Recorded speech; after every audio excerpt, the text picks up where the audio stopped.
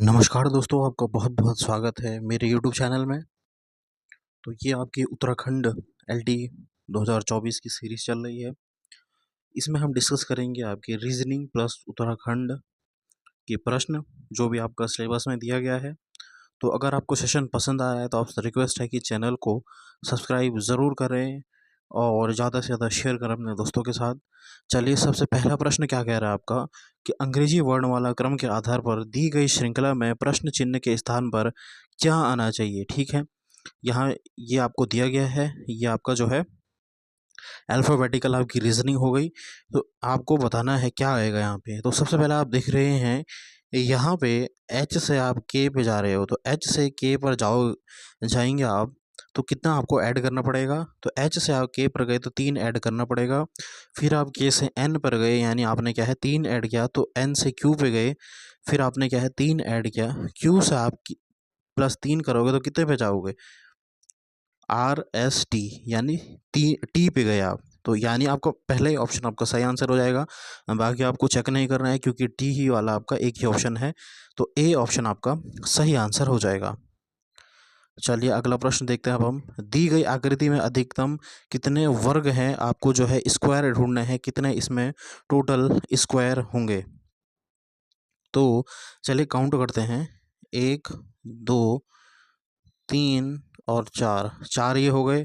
फिर आपका यहाँ से स्टार्ट करेंगे हम, 5 6 7 8, ठीक है, 9 10 11 12, 12 तो आपके ये वाले हो गए जो आपके छोटे हैं, 12 ये हो गए।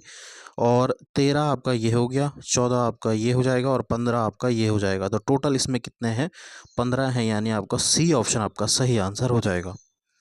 चलिए अगला प्रश्न देखते हैं अब हम। दी गई आकृति में कुल कितने वर्ग हैं, फिर से आपसे पूछ रहा है कि कितने वर्ग हैं आपको बताना है। तो चलिए गिनते हैं इन वर्गों को। सबसे पहला आपका जो है, यहाँ पे हमको क्या है वर्ग गिनने हैं।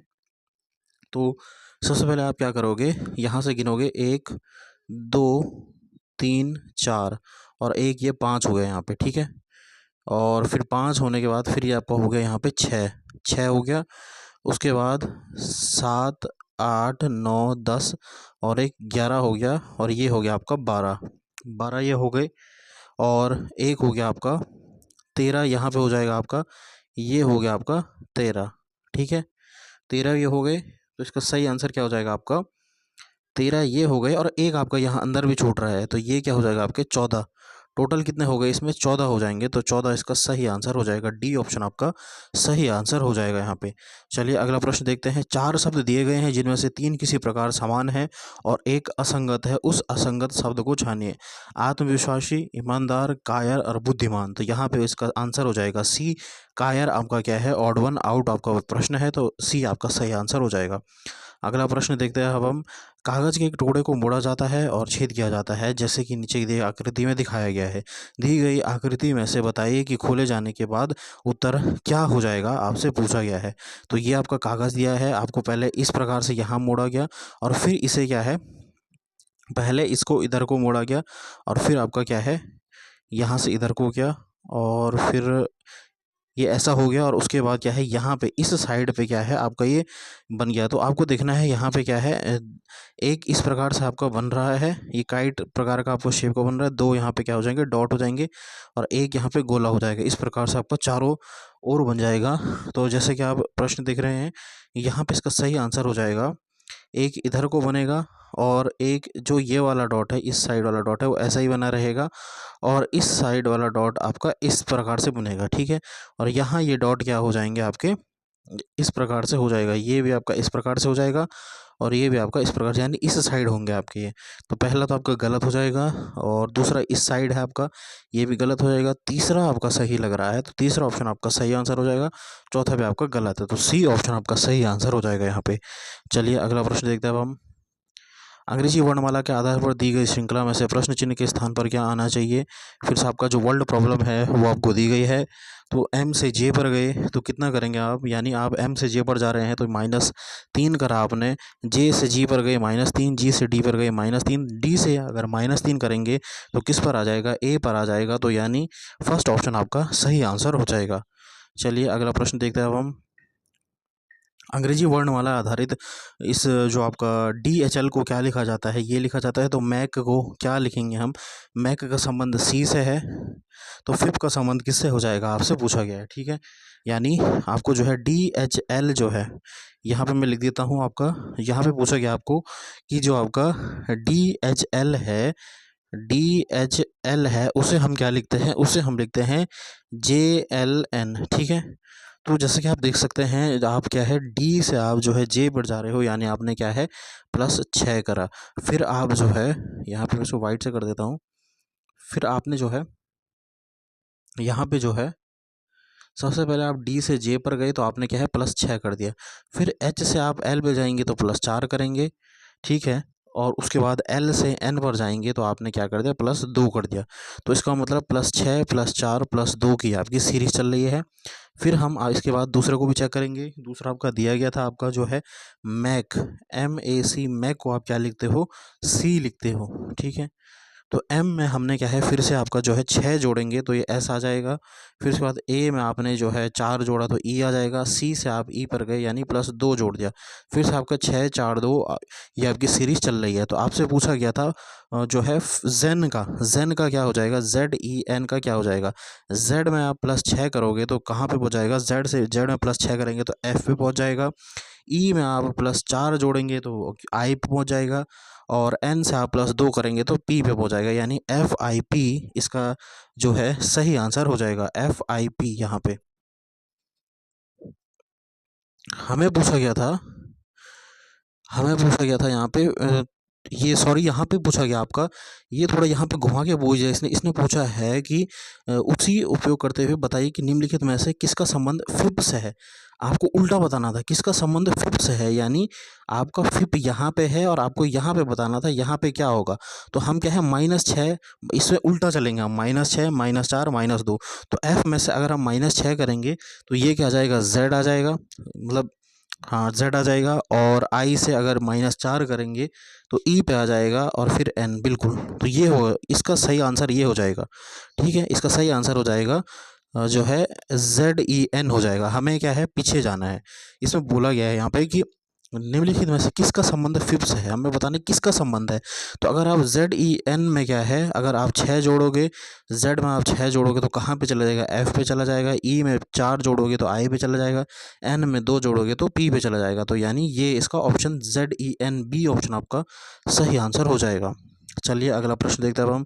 निम्नलिखित में से कौन सी दी गई श्रृंखला प्रश्न चिन्ह को आपका बताया गया, आपको बताना है कौन सा यहाँ पे आएगा।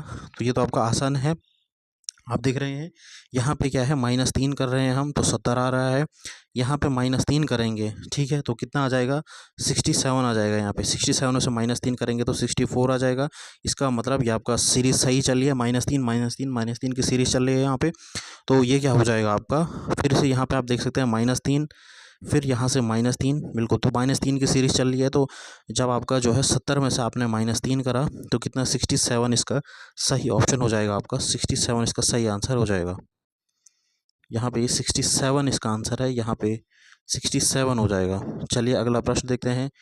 अब ये आपका जो है, ये आपका सीटिंग अरेंजमेंट का प्रश्न है आपका, कि 6 मित्र आपके जो है एक वृत्ताकार स्थिति में केंद्र की ओर मुख करके बैठे हुए। सुमित अमित के दाएं ओर दूसरे स्थान पर बैठा है, ठीक है। यहाँ पे बना देते हैं इसे हम, यहाँ पे बना देते हैं।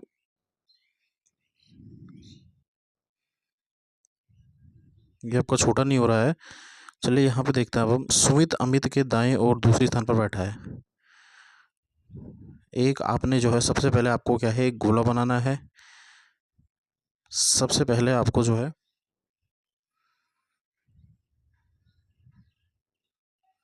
चलिए यहाँ पे करते हैं इसको। चलिए यहाँ पे मैंने इसे छोटा कर दिया है यहाँ पे। अब देखते हैं क्या कह रहा है कि 6 मित्र जो है एक वृत्ताकार आपका बैठे हुए हैं।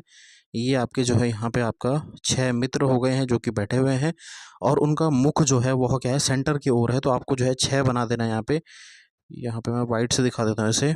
यहाँ पे जो है आपको एक बैठ गया यहाँ पे, दूसरा यहाँ पे बैठा दीजिएगा, तीसरा, चौथा, पाँचवा और छठवां, इस प्रकार से आपने 6 आदमियों को बैठा दिया यहाँ पे। अब आपसे क्या पूछ रहा है कि सुमित अमित के दाएं ओर दूसरे स्थान पर बैठा है। जो सुमित जो है, सपोज सुमित यहाँ पे बैठा दिया आपने, वह क्या है, अमित के क्या है, दूसरे दाएं ओर पर है, तो अमित यहाँ पे बैठ जाएगा। उसी के 1 और 2 छोड़ के आपने सुमित को बैठा दिया, ठीक है। करण परम के ठीक बगल में है। जो करण जो है वह क्या है, परम के ठीक बगल में है, तो आप करण को कहीं कहीं पे बैठा सकते हैं। करण जो है परम के ठीक बगल में है, यहाँ पे बैठा दिया हमने, ठीक है। और आपसे पूछा गया है बगल में है, टोनी अमित के दाईं ओर तीसरे स्थान पर बैठा है। टोनी जो है वह अमित के, ये आपका अमित है, अमित के, इस अमित के क्या है, टोनी जो है तीसरे पर बैठा है दाईं ओर पे। तो यानी 1 2 3, तो तीसरे पे यहाँ पे टोनी आपका बैठ गया, ठीक है।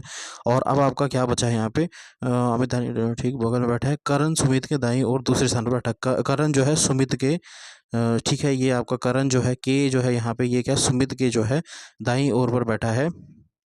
तो आपका एक जो है व्यक्ति बच गया, तो वह क्या है, धर्म, ठीक है, ये आपका धर्म है। धर्म अमित और सुमित के ठीक बगल में है। यहाँ पे धर्म है, धर्म सुमित के ठीक बगल में है, ठीक है, और अमित के ठीक बगल में है, ठीक है, डी यहाँ पे लिख दिया। तो ये आपका सिटिंग अरेंजमेंट हो गया। तो अब आपसे पूछा गया है कि अमित के बाएं ओर ठीक बगल में कौन बैठा है, यानी अमित के बाएं ओर ठीक बगल में कौन बैठा है, तो ये आपका पी यानी परम। तो इसका आंसर क्या हो जाएगा, सी ऑप्शन आपका सही आंसर हो जाएगा, परम। एक बार आप फिर इसे सॉल्व करना कि सबसे पहले आपको एक गोला बनाना है, फिर आपको क्या है, सबका मुंह क्या है, इसका क्या है, आपका जो मुंह बनेगा वो क्या होगा, आपका सेंटर की तरफ बनेगा। इस प्रकार से आपका मुंह बनेगा। तो इसका क्या हो जाएगा, ये हो जाएगा इसके राइट, ये हो जाएगा इसके लेफ्ट। इस प्रकार से सॉल्व हो। ये दायां बायां आप देख लेना, क्योंकि अगर सपोज व्यक्ति इस प्रकार से बैठा है तो इसका राइट ये हो जाएगा, ठीक है, दायां ये हो जाएगा, और बायां क्या हो जाएगा, ये हो जाएगा। इस प्रकार से सपोज आपका जो ये वृत्त है, यहाँ पे क्या है, सपोज व्यक्ति जो है वो क्या है, इधर पे बैठा है, यहाँ पे बैठा है, तो इसका राइट क्या हो जाएगा, इसका राइट ये हो जाएगा, और इसका लेफ्ट हो जाएगा ये। इस प्रकार से सपोज यहाँ पे बैठा है, तो ये हो जाएगा इसका राइट, ये हो जाएगा इसका लेफ्ट। बस यही है इसमें आपका जानने का, और क्या आपका प्रश्न सॉल्व हो जाएगा। चलिए अब अगला प्रश्न देखते हैं हम। राजा रूपम का पिता है, परंतु रूपम उसकी पुत्री नहीं है। परीक्षा राजा की पत्नी है, कुणाल परीक्षा का पुत्र है, तो रूपम परीक्षा से किस प्रकार से संबंधित है। ये आपका जनरेशन का प्रश्न आ गया कि राजा जो है रूपम का पिता है।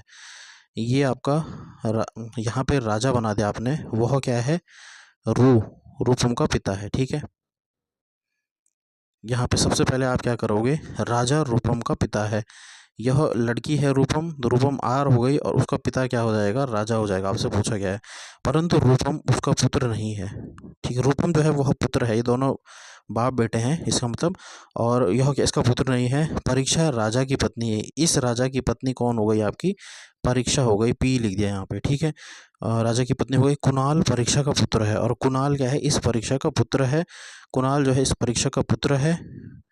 रूपम परीक्षा से किस प्रकार से संबंधित है, ये रूपम, ये आपका रूपम जो है ये आपका लड़का है। रूपम इस परीक्षा से कैसे संबंधित है, तो ये भी इसकी माँ हो गई, क्योंकि ये जनरेशन गैप है।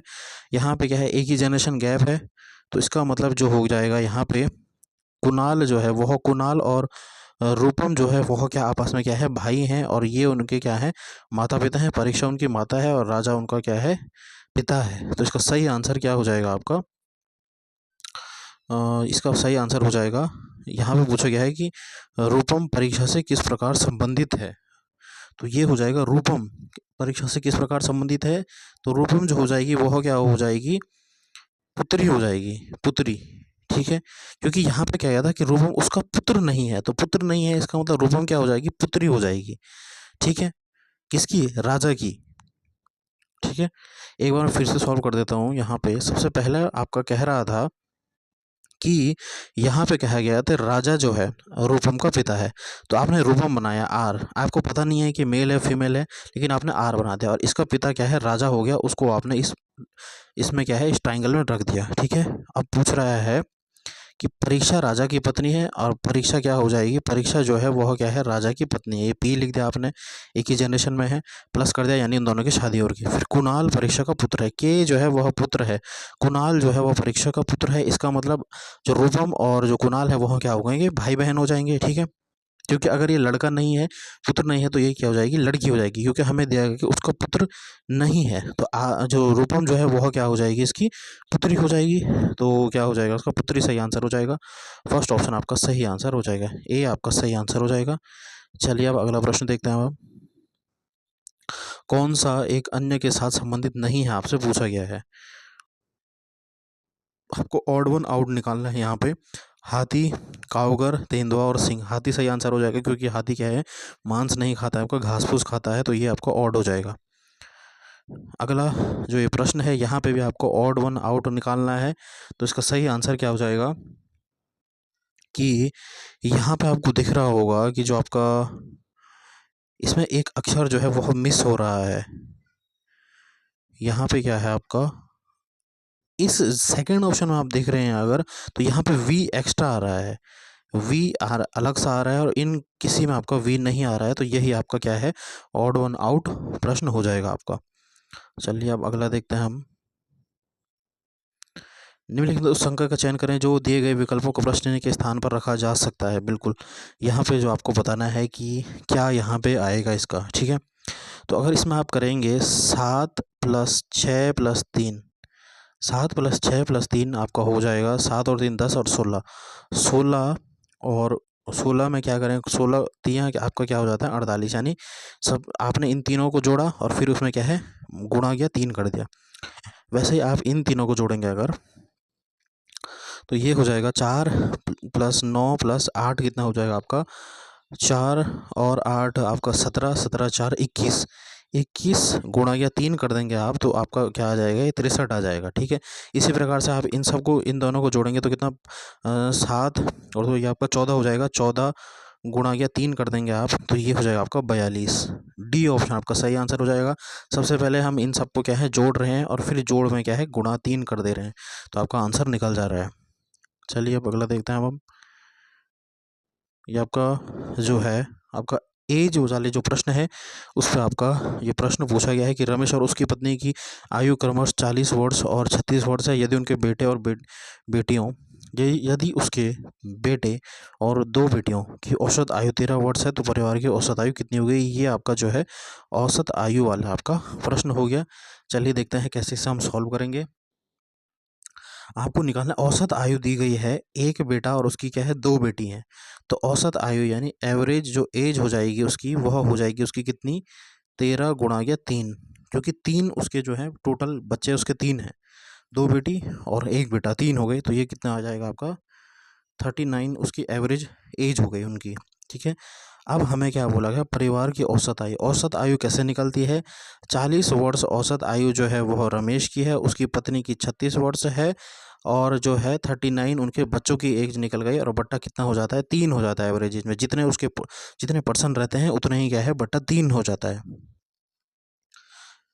यहाँ पे जो आपका सही आंसर आ जाएगा कितना हो जाएगा ये आपका 9 और 6 आपका 15, 5 1 और 3 3 6 1 6 और 7 और आपका 11 11 115 हो जाएगा, 115/3 हो जाएगा आपका, 115/3 हो जाएगा ये। तो 3 3 जा 9 और 10 11 25, ठीक है, ये 25 सही, 3 3 जा ये आपका यहाँ पे थोड़ा गड़बड़ हो गया है। यहाँ पे हम क्या करेंगे, यहाँ पे पूछा गया था आपका कि 40 वर्ष 36 वर्ष, सॉरी यहाँ पे जो है यहाँ पे 3 नहीं होगा आपका, यहाँ पे होगा आपका 5 वर्ष, क्योंकि 40 वर्ष जो है वह उसकी आयु पूछी गई है, 30 उसकी पत्नी की, 36 जो है उसकी पत्नी की आयु औसत आयु है, और 39 उसकी क्या है बच्चों की है, लेकिन बच्चे कितने हैं 3, और माँ बाप मिला के 2, यानी टोटल कितने हो गए 5 हो गए, ठीक है। तो ये हो जाएगा 115/5 हो जाएगा, ठीक है। तो ये हो जाएगा 5 एकम 5 5 3 13, 5 दूनी 10 23, सॉरी 23 हो जाएगा, ये 23 इसका सही आंसर हो जाएगा। ऑप्शन कौन सा हो जाएगा आपका, ऑप्शन जो है ए ऑप्शन आपका सही आंसर हो जाएगा। बिल्कुल 23 वर्ष इसकी औसत आयु हो जाएगी यहाँ पे, क्योंकि यहाँ पे कितने हो गए आपके टोटल कुल सदस्य जो हो गए वह क्या हो जाएंगे 5 सदस्य हो गए, 3 उसकी बच्चे और 1 माँ और बाप, यानी 5 हो गए वो। 40 वर्ष रमेश की है, 36 उसकी पत्नी की है, और 39 जो है वो क्या है, उसके बच्चों की एवरेज एज हमने यहाँ निकाल दी 13 गुणा के 3 करके। इस प्रकार से आपका एवरेज एज वाले प्रश्न होते हैं।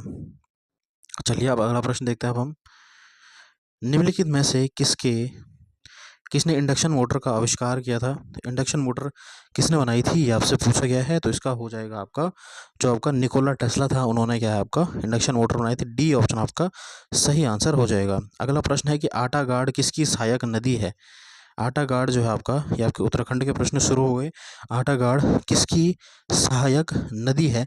तो यह क्या है आपकी पिंडर नदी की सहायक नदी है, जो कि आपकी क्या है चमोली में, जो आपकी पिंडारी ग्लेशियर जो बागेश्वर में है वह फिर चमोली होकर के आपका जो है पिंडर बनती है, और फिर यह कर्णप्रयाग में आपका अलकनंदा से मिल जाती है, और आगे जा कर के फिर ये क्या है अलकनंदा ही बनी रहती है। तो ये पिंडर नदी इसका सही आंसर हो जाएगा।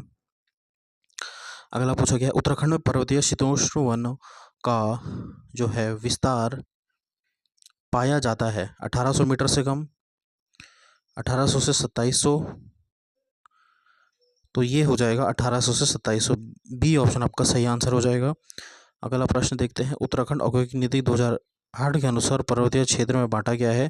इसको कितने क्षेत्रों में पर्वतीय क्षेत्रों में बांटा गया है। तो 2 पर्वतीय क्षेत्रों में बांटा गया है, पर्वतीय क्षेत्र ए और पर्वतीय क्षेत्र बी।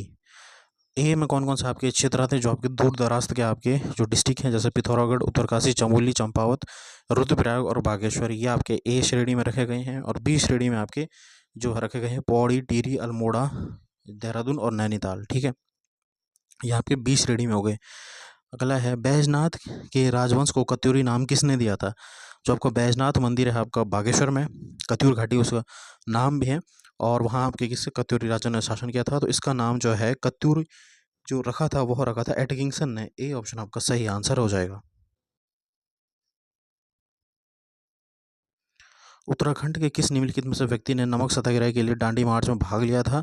तो गांधी जी के साथ आपके 2 व्यक्ति थे, एक थे आपके जो है ज्योतिराम कांडवाल, उनमें से एक आपके व्यक्ति थे। तो इसका सही आंसर क्या हो जाएगा आपका ज्योतिराम कांडपाल, और दूसरे व्यक्ति जो थे वो थे आपके भैरव दत्त जोशी। ये भी आपको ध्यान में रखना है, भैरव दत्त जोशी जो थे वह क्या थे आपके दूसरे व्यक्ति थे जो गांधी जी के साथ उत्तराखंड से आपका जो है दांडी मार्च में गए थे, ज्योतिराम कांडपाल और भैरव दत्त जोशी। निम्नलिखित में से आत्मकथा संबंधित क्रिकेटर सही ढंग से मेल नहीं खाती है। ठीक है, यानी आपको पूछा गया है, गलत ढूंढना है आपको। तो इसका सही आंसर क्या हो जाएगा स्ट्रेट फ्रॉम द हार्ट, ये कपिल देव की है, बिल्कुल सही। The test of my life, ये आपका जो है युवराज सिंह की है, बिल्कुल सही। Flying it my way, VVS Laxman. Flying it my way जो है यह किसकी ऑटोबायोग्राफी है। यह जो आपकी सचिन तेंदुलकर की है। ठीक है, ये आपका गलत है यहाँ पे। क्रिकेट डिलाइटफुल जो है वह मुश्ताक अली की, बिल्कुल सही है, ये सही है आपका। तीसरा ऑप्शन आपका गलत बोल रहा है कि फ्लाइंग इट माई वे जो है वह किसकी पुस्तक है, वह आपकी सचिन तेंदुलकर की है। तो सी ऑप्शन आपका सही आंसर हो जाएगा यहाँ पे।